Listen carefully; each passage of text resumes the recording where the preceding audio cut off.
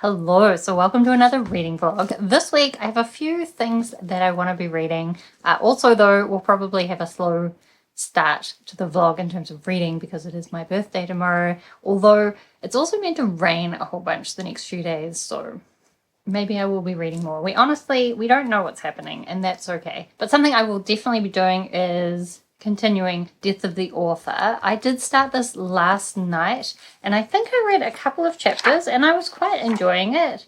Oh no, I only got halfway through a chapter and then I realized it was going to take me too long to get to the end of the chapter and it was already getting quite late.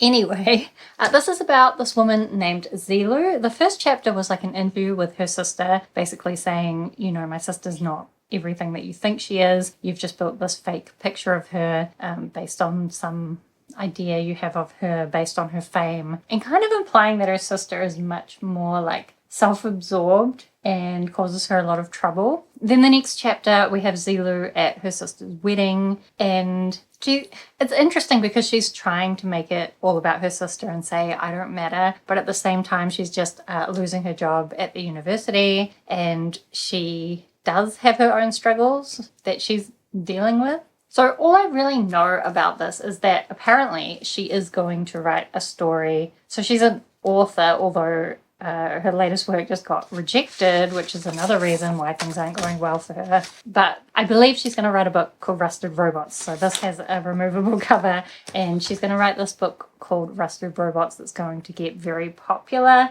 And I don't know, it talks about messing with reality, but I've heard mixed things about it, so I will read it and decide what that really means. But so far, I was finding it very readable. I think I've read some things by Nnedi Okorafor before. I did really like the Binti books. I think I read some other things by her that I felt I struggled with the writing style a little bit, so I'm glad that this is feeling like very digestible and easy to consume and that I'm not struggling with it at all. I do also have The River Has Roots by Amal El-Mutar. Now, I read this in my last reading vlog, but I actually also have the audiobook for this and I want to reread it via audiobook because supposedly, like this story has singing in it and supposedly there's singing in the audiobook and I want to experience it that way as well as having read it. I was going to immersion read it, but like life didn't work out that way. So I'll listen to the audiobook separately. I will also, that's quite a shorter audiobook, so I will also have another audiobook. In fact, I think I already have it on my phone, do I? Hope so. Yes, so Age of Swords by Michael J. Sullivan, which is the second book in the Legends of the First Empire series. I remembered the name of the series for once. So this is a 6-book series. This is the second one. In the first one, basically what happened is we have the elves or the Frey they're called, and humans see them as like godlike creatures and think they can't die. However, right at the beginning of the first book, a human killed a Frey and realized, oh, maybe they're not gods. And that's kind of set some bigger things in motion. I did feel like the first book felt a lot like setup. However, I really enjoyed meeting a lot of the characters. I really love some of those characters and some interesting things were set up in that first book, so I'm interested to see what's going to happen in the second book. So I'll be reading that, and I guess we'll see what else happens.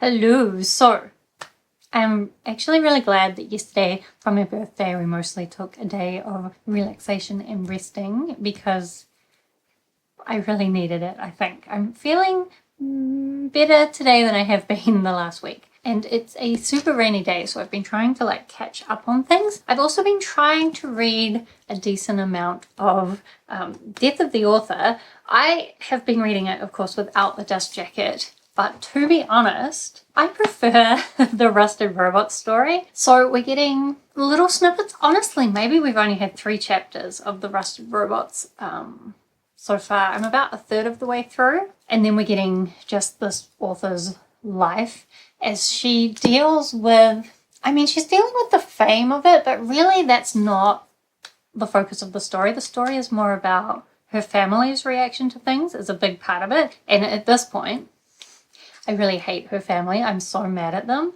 but she's also dealing with, I'm trying to decide what I can say without spoilers.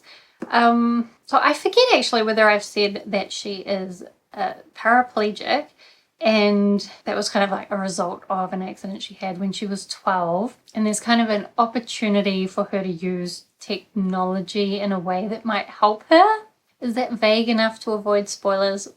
I think so. And I'm only a third of the way in. I don't really know what direction that's going to go in. I think what is the most interesting for me about her parts is you can definitely see the potential inspiration of the author characters' parts. How they, like, you can see how this author's life could have inspired the story that she's written with these robots. And then the question is kind of like, is knowing her story affecting how you read the robot story and all these people who are loving the robot story in the book without knowing her story, although some of them know the story because journalists are reporting on her. Like, I guess it's this idea of how much is her life influencing the story and the interpretation of the story. And then it's almost as well like a cycle, like how is the story then influencing her life?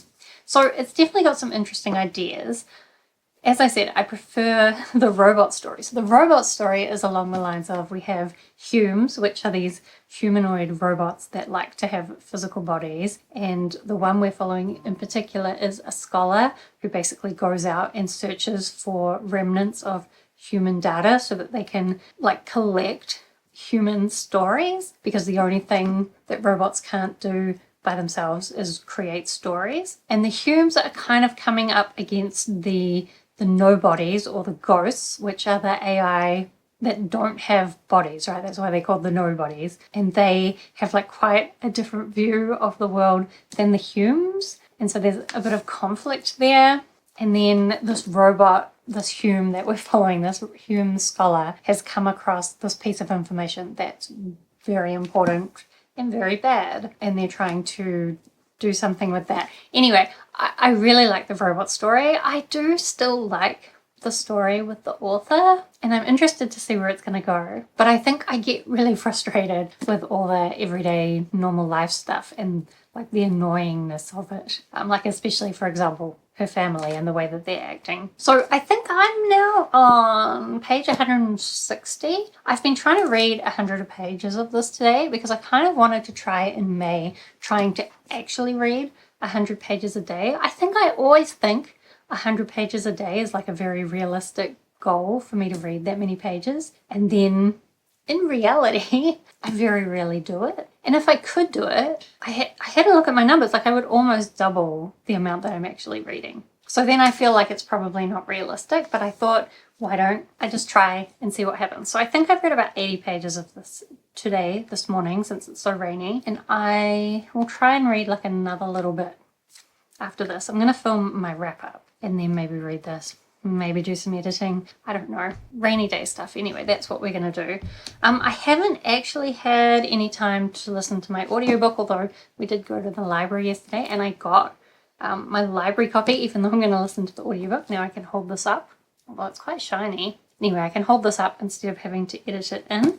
To be honest, I was expecting it to be like this edition, but it's not, because I got this from the library and I got this from the library. So now I'm wondering, do they not have a complete matching set at the library, or do they have a set like this and a set like this?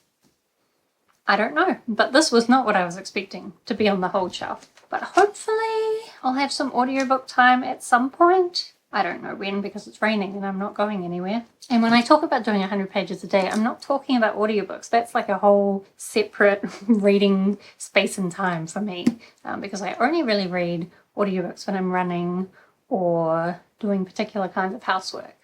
I guess we'll see if it's raining tomorrow. It's supposed to rain all day tomorrow, so I don't know what's happening to my running at the moment. I guess we're having a little break, which maybe is what I needed.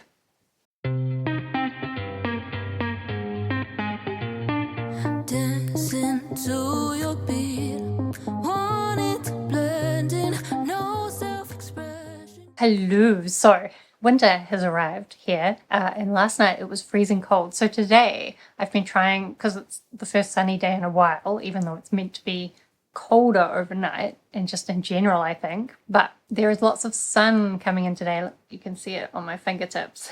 And I thought I would try and capture it in my library so that the room could be warmer later on tonight. But actually, it's a little bit too hot at the moment, even though I know it will be freezing later once the sun disappears. Anyway, oh, I just blinded myself with the eyes on this book. The sun went laser in my eyes. Anyway, if I hold this there, it's too bright. I don't want to blind you. So I have been reading this and I'm now 2/3 of the way through because I did the last couple of days manage to read 100 pages each day. And if I read 100 pages today, I'd be nearly finished. Am I going to? We'll see.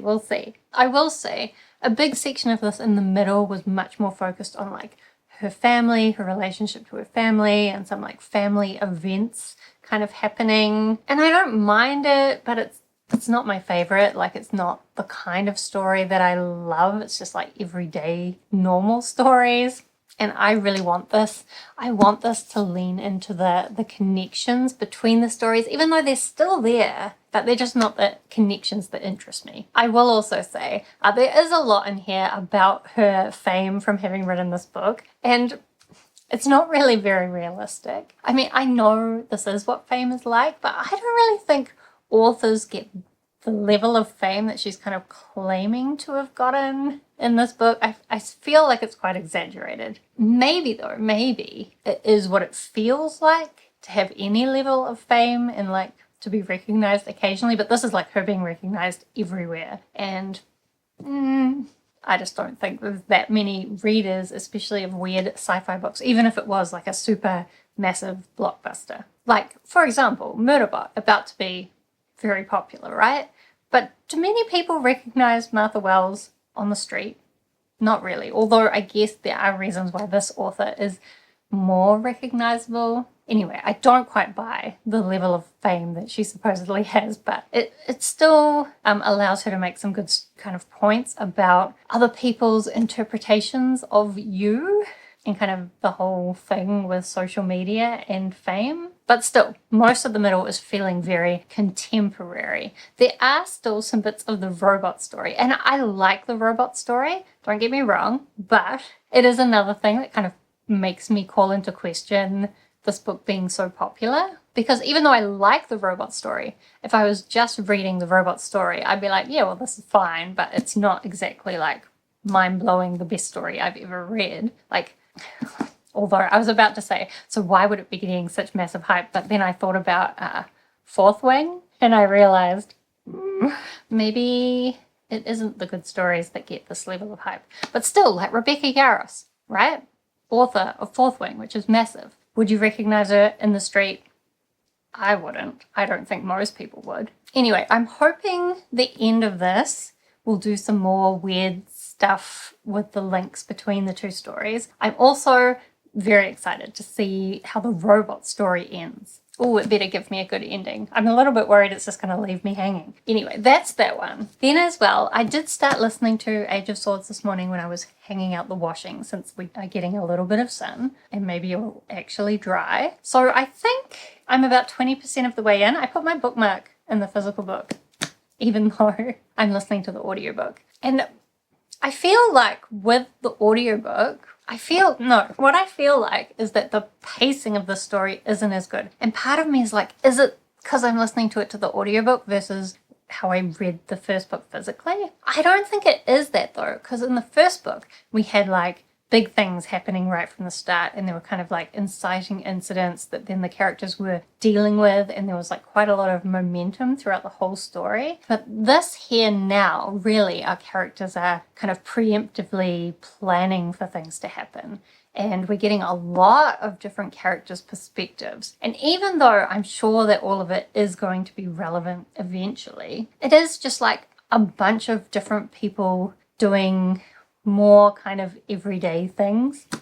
It's that everyday thing that I don't really like. Or at least I guess it's not that I'm bored, but I'm like, okay, let's get going, you know? Like, I'm ready for some drama, and I hope that happens soon. But the way that things are kind of slowly being put into place, I'm not sure. I feel like we might have to wait a little bit for a bit of conflict. Maybe that's not entirely fair. I mean, we did just have a village being attacked by lightning and giants. So things are happening, or that's what happened right at the very beginning. And then now it's like, okay, let's travel somewhere. So they're spending a bunch of time like packing up their stuff and arranging how they're going to travel and, logistics. I don't read fantasy for logistics. Although I am enjoying the way that it's looking at how technologies are invented or like introduced to society, or like how civilization evolves. And it's kind of funny because the humans are kind of discovering things that the dwarves and the elves already know. Anyway, I will listen to some more of this when I bring in the washing. And I think maybe if the weather behaves itself, I will go on a run tomorrow. It's been a while since I went on a run, so I'm kind of looking forward to it. But today, I'm going to try and read 100 pages of this.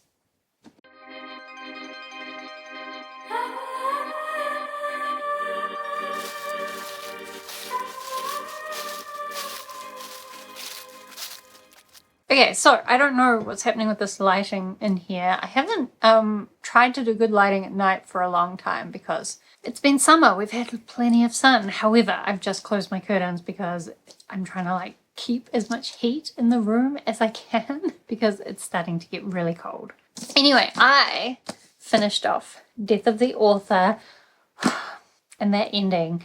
I feel like in some ways it makes a lot of my criticisms like not valid because it almost gives an excuse for what I was saying. But in other ways, it means that some of my criticisms now not just apply to one story, they also apply to the other story. But also, I cannot explain to you what I'm talking about without spoilers because that ending,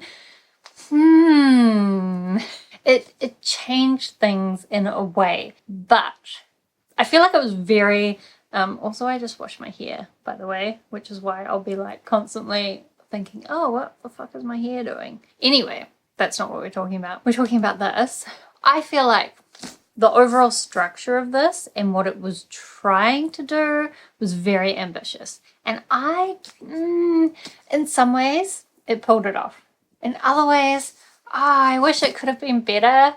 Like, I think I can see why a lot of people are loving this. I can also see why a lot of people are really not loving this because big parts of it do just read like a more contemporary story with maybe little sci-fi elements thrown in. And then our main character is so unlikable and her family, I hate them. And it kind of tries to redeem them at the end, but I still hate them. And I just feel like there's so much included in this novel and I don't know what it was trying to say with a lot of that stuff. And the way that the story is structured and the way that it ends makes me think that it was trying to say things, but did I just miss it? Or was it not really saying what it thought it was saying? Or was it not really saying anything? Honestly, I don't know. Maybe I'd have to think about this. But I guess that does lean on the side of this maybe being something that would be more enjoyable for people who like more literary works, because it is like that blend of like literary and sci-fi. Maybe if you like quite like experimental sci-fi, but experimental in the writing rather than like experimental in the sci-fi concepts. Because a lot of the sci-fi here is not that like well developed, not really that well explored. I don't know. I don't really know that I'm taking anything away from this story, but I'm very impressed that she tried to do what she tried to do with this novel. I think that's how I feel about it. I don't know. I've seen a lot of mixed reviews about it, and I don't know how to give you any indication of whether you'll be someone that likes this or not. But I think to get through the large bits of just Zelu's life without being bored, you need to be okay with like the literary, contemporary parts of the story, because that is a big part of the story. And really, a lot of the focus of the story is on Zelu and her relationship with her family and her relationship with her disability. And then there's just robots and other sci-fi life things thrown in there. I don't know. Anyway, since I finished this, I'll keep thinking about it. Maybe I'll come back with some more thoughts later. Since I finished that, I am going to pick up the Martian Contingency. So this is the 4th book in the Lady Astronaut series. And this one, we're going to be going to Mars.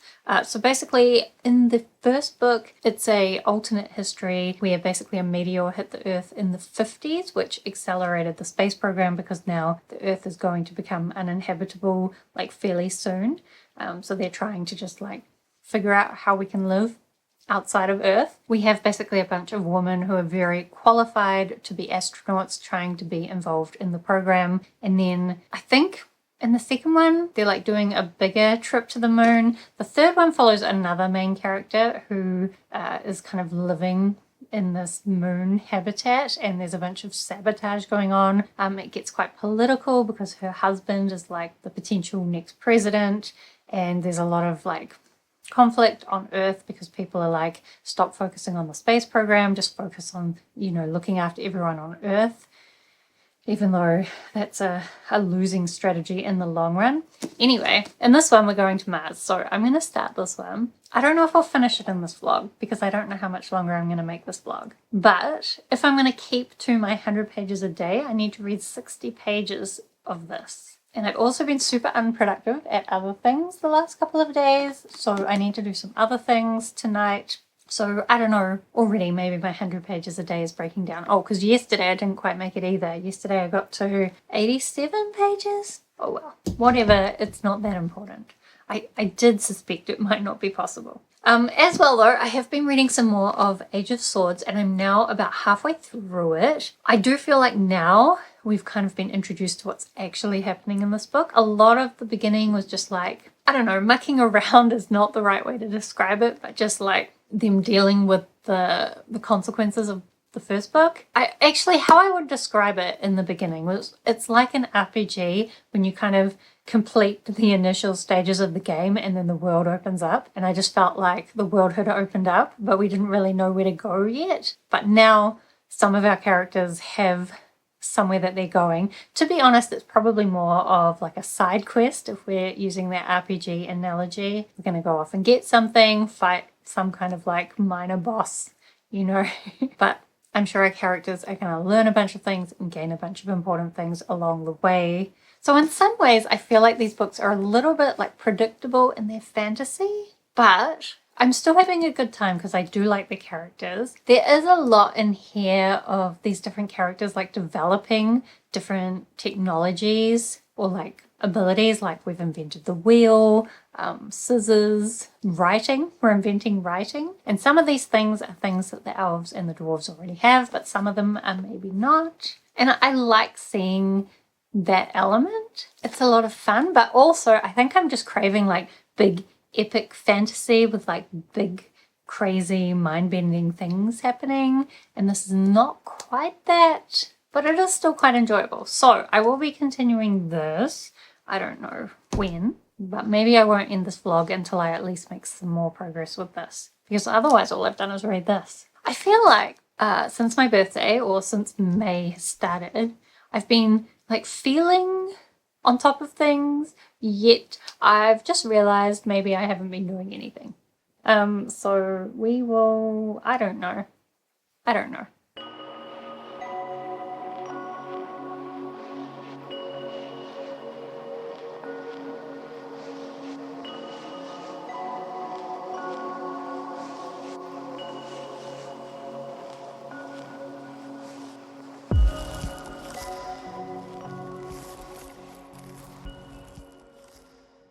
Hello, so I think I'm gonna wrap up this vlog, but I have realized I never got to listening to the audiobook of this, so I need to put that into next week's vlog, or I need to actually find some time to do that somewhere along the way. I have been reading The Martian Contingency and I'm on page 140. So I do have a little bit of a regret that I don't remember the second book as well as I should, because it was a long time ago that I read this, because I think I read this pretty soon after it came out, which was 2018, which now is like 7 years ago, so no wonder I'm struggling to remember it, because I think I attempted to explain this before and probably got it all wrong. The first book, they're going to the moon after this meteor's caused all these problems and like killed lots of people as well. That's something I forgot about. So there's a lot of grief over what's happened as well. This one, I think there's like a trip to Mars, but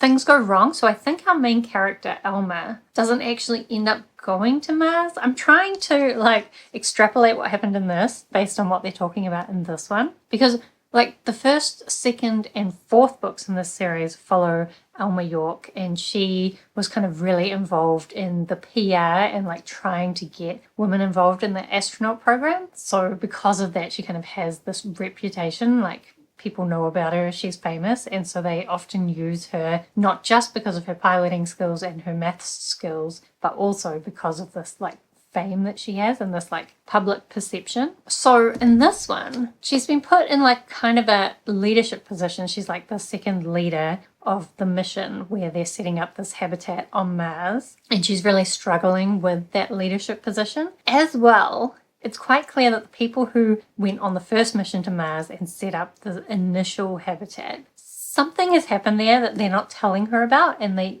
just won't answer her questions. But she's like seen things and asked them like, what's the deal with that? And they tell her something that she's like, well, that is a lie. But even like the mission commander who's like above her in the hierarchy is also telling her these lies. So she's trying to work that out as well. About 100 pages in, maybe just before that, something has gone wrong with this whole mission to set up this Mars habitat. Because the plan is that they would go there.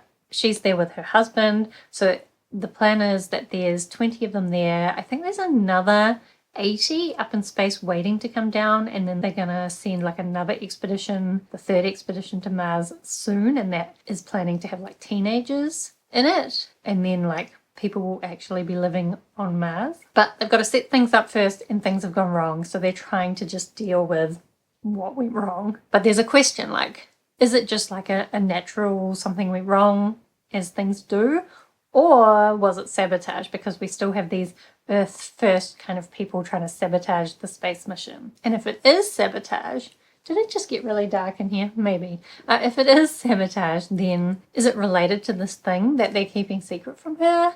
Is somebody on the crew not to be trusted, even though they're like forming lots of really great friendships? There's a lot in here about diversity in terms of race and religion, and like a conversation about not calling it a Mars colony because the word colony and colonization has so much history behind it. So I'm enjoying the story of this, and also a lot of the themes and the mystery about what's going on, but also a lot of it is just kind of this everyday living on Mars kind of experience. Like there's quite a lot of details about living on Mars and everyday stuff. There's also a lot of stuff about her relationship with her husband and the number of space-related sex puns.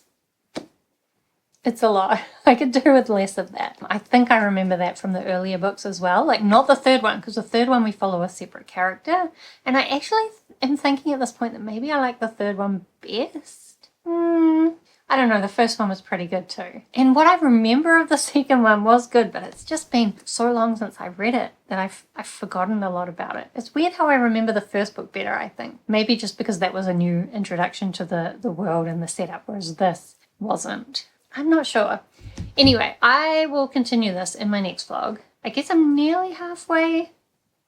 I'm probably lying to myself there. But if I can find some time for my 100 pages today, which is a little bit hard, I feel like before I was saying about how I felt like I was being productive, but then somehow not getting things done. It's because I'm being productive by reading, which is taking up a bunch of time, but I feel productive, but then I'm not getting other things done. So I have to work out what I'm doing there.